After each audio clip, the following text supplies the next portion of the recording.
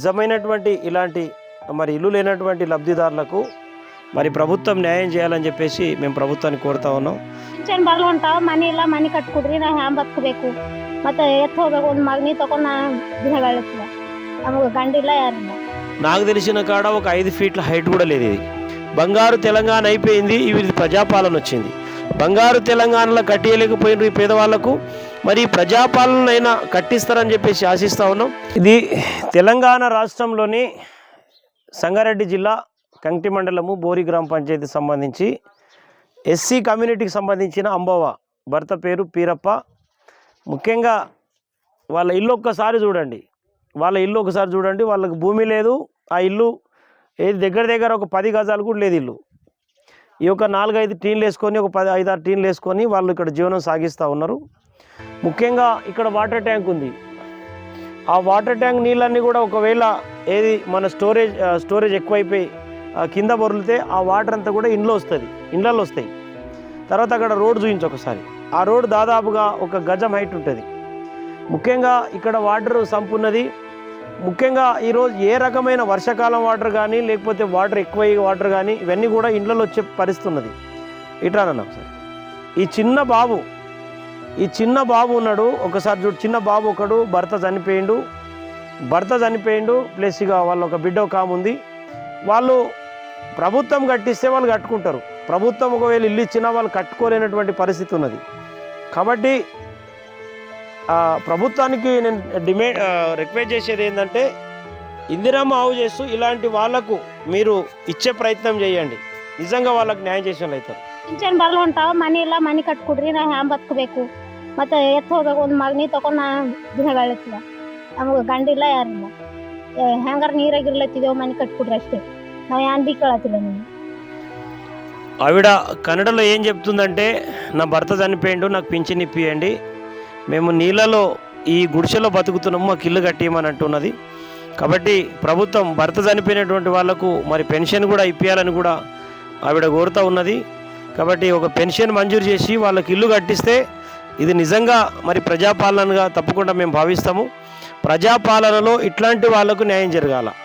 ప్రజాపాలనలో నిజంగా ఇట్లాంటి వాళ్ళకి న్యాయం జరిగితేనే ఒక్క గ్రామంలో నిజమైన లబ్ధిదారులకు మీరు 4గురికి న్యాయం చేస్తే 400 మందికి న్యాయం చేసినట్టు అవుతుంది.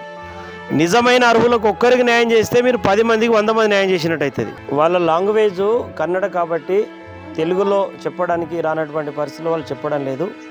కాబట్టి ప్రభుత్వ అధికారులు కానీ గవర్నమెంట్ కానీ ఎంక్వైరీ చేసుకొని నిజమైనటువంటి ఇలాంటి మరి ఇల్లు లేనటువంటి లబ్ధిదారులకు మరి ప్రభుత్వం న్యాయం చేయాలని చెప్పేసి మేము ప్రభుత్వాన్ని కోరుతా ఉన్నాం.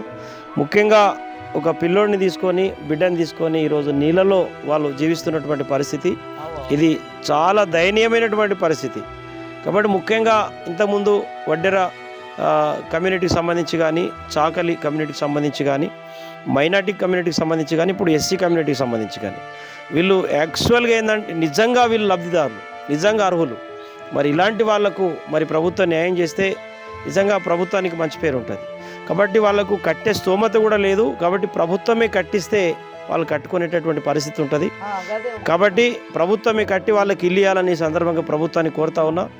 ఇది ఎమ్మెల్యే గారు కూడా దీని మీద మరి అధికారులతోటి రివ్యూ చేయాలి.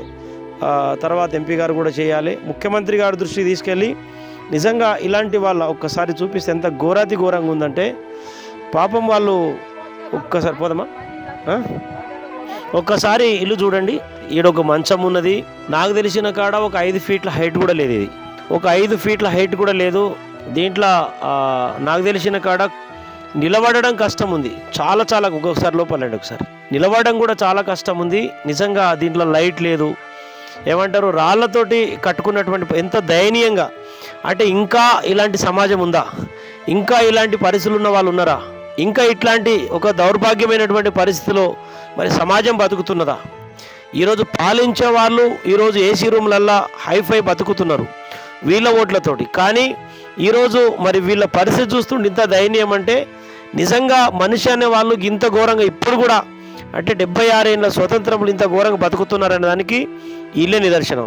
కాబట్టి ఈరోజు ఈయన ఎస్సీ కమ్యూనిటీకి సంబంధించిన అంబవ్వ భర్త పీరాజీ భర్తను కోల్పోయి మామను కోల్పోయి ఈరోజు అనాథగా ఒక ఇద్దరు పిల్లలు తీసుకొని బ్రతుకున్నటువంటి పరిస్థితుల్లో ఇంత ఘోరాతి ఘోరంగా ఇల్లు లేనటువంటి అంటే 2025 సంవత్సరంలో కూడా ఇల్లు లేకుండా బ్రతుకుతున్నటువంటి ఈ సమాజం బంగారు తెలంగాణ అయిపోయింది, ఇది ప్రజాపాలన వచ్చింది. బంగారు తెలంగాణలో కట్టియలేకపోయిన ఈ పేదవాళ్లకు మరి ప్రజాపాలనైనా కట్టిస్తారని చెప్పేసి ఆశిస్తూ ఉన్నాం. వీళ్ళ నిజమైనటువంటి అర్హులు మీరు వీళ్ళకు మంజూరు చేసి మరి ప్రభుత్వమే వీళ్ళకి కట్టిస్తే నిజంగా ఈ ఊరు మొత్తటికి న్యాయం చేసినట్టు అవుతుంది. ఆ దిశగా ప్రభుత్వం ఆలోచన చేసి వీళ్ళకి కట్టి ఇల్లు ఇచ్చి మరి ఈరోజు ఎమ్మెల్యే గారు ఎంపీ గారు వచ్చి దీనికి ఇనాగ్రేషన్ చేస్తే ఇంకా బాగుంటుందని కూడా ఈ సందర్భంగా కోరుతూ వాళ్ళకు వెంటనే ప్రభుత్వం ఇల్లు మంజూరు చేసి కట్టియాలని సందర్భంగా ప్రభుత్వాన్ని కోరుతా ఉన్నాను. Thank you.